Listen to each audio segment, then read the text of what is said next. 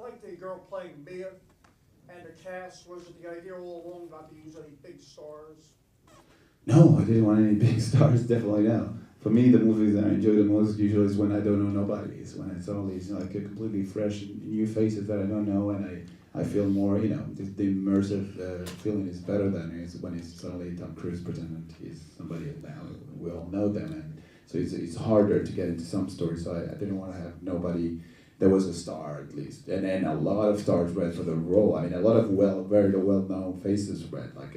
It was a script that everybody loved around Hollywood, so suddenly we had everybody reading for the part. I mean, I tell you even more, like usually these movies, nobody reads for these movies usually. I mean, the studio just like give the roles to actors they know and they want to be in business with. Like they go, well, let's give the movie to Kristen Stewart because whatever, and then suddenly she's in your movie, and the director's gotta have to go like, oh, okay, that's my luck. And that was how it's going to be, and thank God Sam, supported me on the idea of that everybody had to read for this movie, that we weren't going to be handing out just parts just because it's the way it is.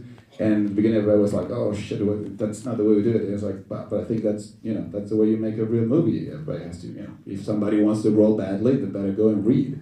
And at the beginning there was a little bit of an agenda, and we, you probably everybody read that Lily Collins was attached to it, and I think she's a great actress, but that was kind of a studio thing. It wasn't my thing. They gave me one chance just to go and talk with her, and I explained so much in so much detail how we're going to shoot the movie and everything we're going to do to her and everything. And then next day she was like, "I'm out." And I was like, "Thank you." And that's when Jane Levy came out. I mean, she was somebody that read. Right?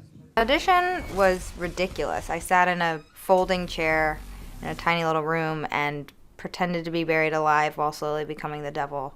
And I remember being so embarrassed and ashamed of how disgusting I was that I ran out the door after my audition, and I had my agents call the casting director to make sure that they weren't offended by me, and they were like, no, it's okay. Not just in LA, every young actor read for these parts, and but also we casted in London, in New York, in Australia, New Zealand. Everybody will tape themselves, and it was a lot of reading, and so that's the only way you find the best that it's out there, just by sitting down and then by sifting through. There's just some that just you keep going back to this person. You think somebody else comes in that they beat this person, but then you keep thinking back to this person. Then you bring them back, and then you start pairing them together.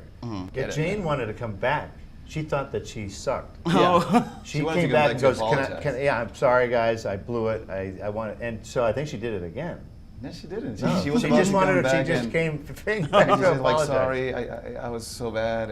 You're great. Oh, sorry. And she walked out. And now she's the star of the movie. I got to remember that trick. Come back into the room and apologize for my crappy audition. So they go back to watch it again. I go, what's she talking about? It's strategy. Good strategy. It is good. All the other actors now in this movie get to create their own thing. And Jane Levy, by the end of this, she's taking this movie, by the shoulders, and she's screaming at it in the face. She's taking this movie over. So if people want to call her the new Ash, I say do it. She's earned it.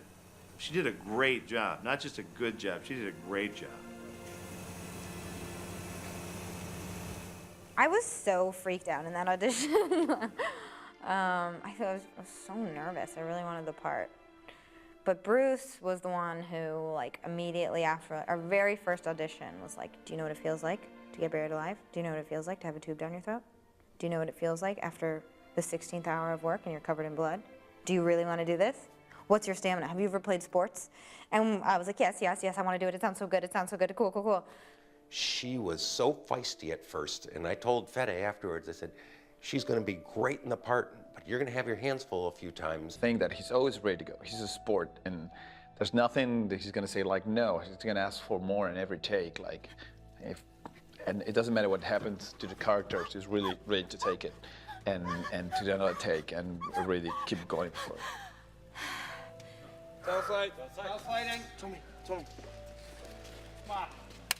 We have a shot that, of course, is not the whole thing in the movie because the movie will be 3 hours long, but we had a day of just Jane going bananas in the cellar, and we just put the camera there, zooming in on her as she goes crazy, and she tried different things in different think that the demon is going. It's just like we have a sneak peek of what's going on in the cellar with Mia. I think the shot is probably 5 minutes long, and she doesn't stop until the end. Probably in the minute 5, she goes like, "Please, can we cut?"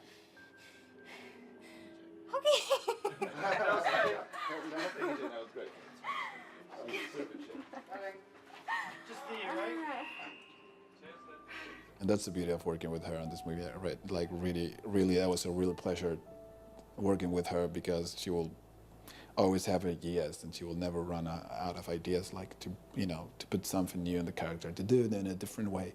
Usually she was very worried about not doing anything cliche. She didn't want to do anything cliche, so every time, if the obvious choice was this one, she would do everything she could to go the other direction, right? And I think you can really see that. Was it difficult to resist the temptation to cast maybe some known actors or things like that, or was it pretty easy? We had pretty much total control of casting. The distributor film district, going out through Sony, they wanted us to have one person, and to their credit, Jane, they were very happy to have Jane in that role, and Jane had the most physically demanding part, and her attitude on set helped set the tone with everybody else.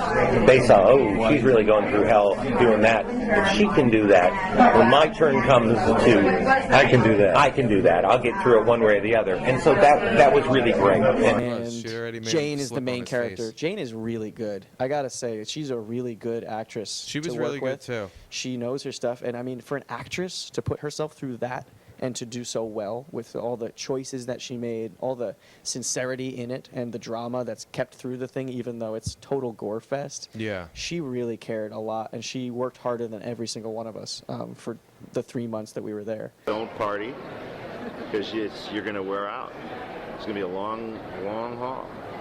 And we pushed every actor right to the brink, every single one. Poor fuckers. But it's good. They're going to work hard for their entertainment value, and they each had great entertainment value. And Jane Levy is going to be she's going to get work. We were casting. We were sitting in the room. As an actor, I feel I'm a pretty good judge of actors. And I also get to ask the question of, how are you with special effects makeup? Can you deal with extensive special effects makeup for extensive periods of time? It's a serious question. Like how tough are you is really what it boils down to. And Jane Levy's a tough little chick. She is tough. I hope she becomes the new Ash. I really do. I hope she gets considered with the same respect and admiration that idiot Ash does. I didn't feel like I had to be Bruce Campbell. I could never be Bruce Campbell. I am a 5'2" redheaded girl, and he is like this man with a chin.